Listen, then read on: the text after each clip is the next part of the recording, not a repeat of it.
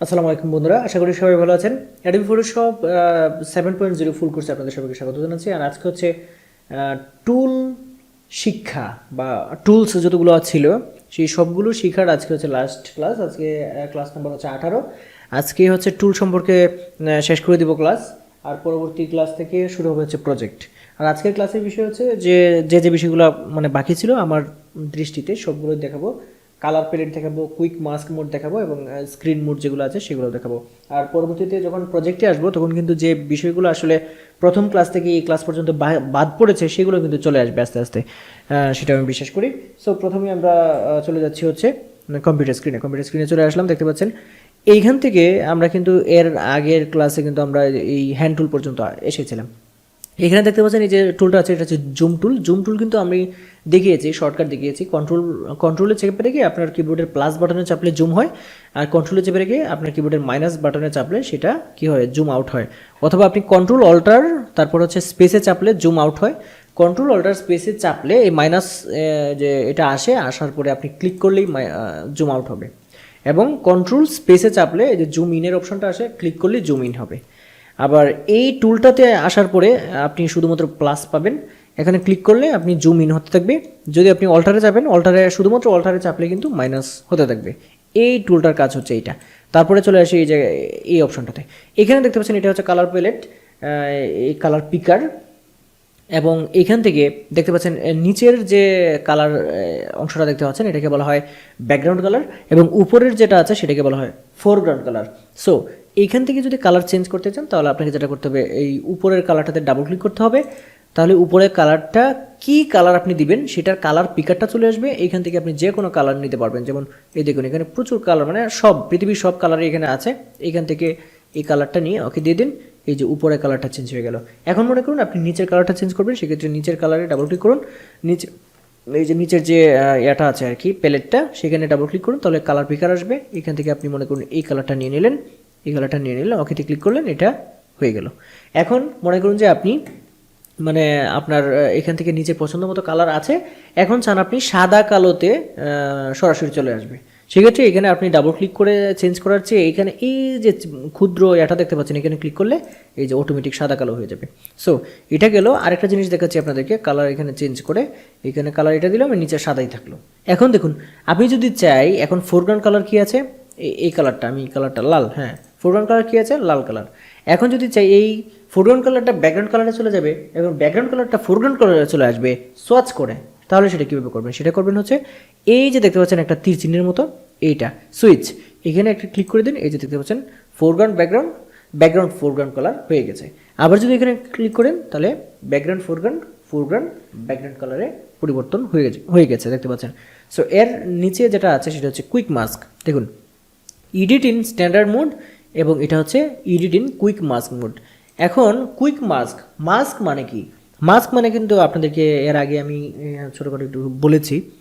এই যে ছবিটা দেখতে পাচ্ছেন, এই ছবিটাতে আমি প্রথমে যেটা করছি, এই ছবিটাকে আমি যেটা করছি একটু ছোটো করে নিচ্ছি। এই ছবিটাতে মনে করুন প্রথমে আমি এই লেয়ারটাকে নর্মাল লেয়ারে রূপান্তরিত করব, ডাবল ক্লিক করব, করে ওকে দিয়ে দিব। লেয়ারটা নর্মাল লেয়ারে রূপান্তরিত হলো, আনলক হয়ে গেল। সো আগের লক করা ছিল। এখন আমি এই লেয়ারটাতে আমি কি করলাম, এই যে দেখুন এইখানে একটা মাস্ক অ্যাড করলাম, এই যে মাস্ক একটা অ্যাড করলাম। এখন যদি আমি চাই, এইখানে দেখুন আমি মাস্ক অ্যাড করা মানে হচ্ছে যে কোনো একটা জায়গা রিমুভ করব, ইরেজ করব।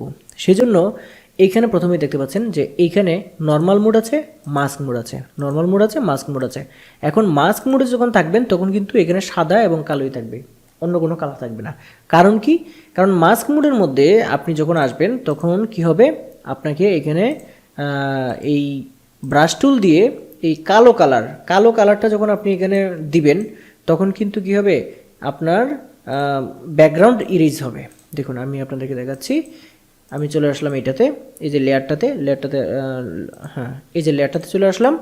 আসার পরে এই মাস্কে ক্লিক করলাম, ক্লিক করার পরে এখানে যখন আমি এই যে মাস্কে ক্লিক করে আর পরে এইখানে থাকতে হবে হচ্ছে কি, ব্ল্যাকটা উপরে থাকতে হবে। এখানে ক্লিক করছি, ব্ল্যাকটা উপরে গেল। এই যে এখন কিন্তু কি হচ্ছে, ইরেজ হচ্ছে। এখন যদি আবার সেটা ফিরিয়ে আনতে চাই, এটা সুইচ করার পরে সাদাটা উপরে নিই, সাদা কালারটা যদি এখানে আমি এখন ব্রাশ করি তাহলে এই দেখতে পাচ্ছেন আবার ফিরে আসতেছে। সো এইখানের যে বিষয়টা সেটা হচ্ছে কুইক মাস্ক মোডে আপনি যদি জাম্প করতে চান দ্রুত, তাহলে আপনি এখানে করতে পারবেন। আরেকটা বিষয় হচ্ছে স্ক্রিন মোড। দেখুন এই মুহূর্তে আমার যে স্ক্রিনটা আছে সেটাকে আমি কিন্তু চাইলেই এদিক সেদিক স্ক্রিনটা পুরাটা এদিক সেদিক নিতে পারি না। যেমন এখানে হ্যান্ড টুলে চলে আসলাম, হ্যান্ড টুলে চলে আসে যে দেখুন এদিক সেদিক নিতে পারি না, সেক্ষেত্রে এখানে স্ক্রিন মোড আছে। প্রথম যেটা আছে সেটা হচ্ছে নর্মাল এরকম, আর দ্বিতীয় যেটা আছে এটাতে ক্লিক করলে কি হবে, আমি একটা ক্লিক করছি, এই যে দেখুন এটা কিন্তু ফুল স্ক্রিন হয়ে গেল, ফুল স্ক্রিন। আর এর পরে যেটা আছে সেটা যদি আপনি ক্লিক করেন তাহলে ফুল স্ক্রিন এই যে দেখতে পাচ্ছেন এটা চলে আসলো, এটাতে আপনি এই দিক সেদিক সব দিকে কিন্তু আপনি সরাতে পারবেন। সো ফুল স্ক্রিন মোডগুলোতে আপনি কিন্তু এটা যে শর্টকাট আছে সেটা হচ্ছে এফে চাপলে আপনার normal mode, full screen mode এভাবে কিন্তু সবগুলা সুইচ করতে থাকে। মানে 3টা মোড, একটাতে চাপ দিলে এরকম একবার এফে, আরেকবার যদি এফে চাপি এরকম, আরেকবার এফে চাপলে এরকম, আরেকবার এফে চাপলে এরকম, আরেকবার এফে চাপলে এরকমভাবে সুইচ করতে থাকে। সো এটা গেল। এবং এখানে নিচে যেগুলো আছে এগুলো হচ্ছে, এটা হচ্ছে ওয়েবের বিষয়, এই নিচের এগুলোর কোনো দরকারই নেই।